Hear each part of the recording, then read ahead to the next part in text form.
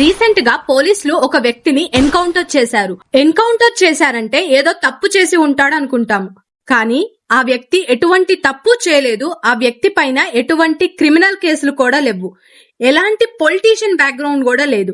ఇలాంటి వ్యక్తిని పోలీసులు ఎన్కౌంటర్ చేశారు. అసలు ఈ వ్యక్తి ఎవరంటే ఎవరో కాదు, తివారీ. అంటే ఈ తివారీ అనే వ్యక్తి ఏంటంటే బీహార్ లో వాళ్ళ ఊర్లో చాలా ప్రాబ్లమ్స్ ఉండేవి. అవన్నీ వీడియో తీసి సోషల్ మీడియాలో పోస్ట్ చేస్తూ ఉండేవాడు అండ్ గవర్నమెంట్ ని క్వశ్చన్ కూడా చేస్తుండేవాడు.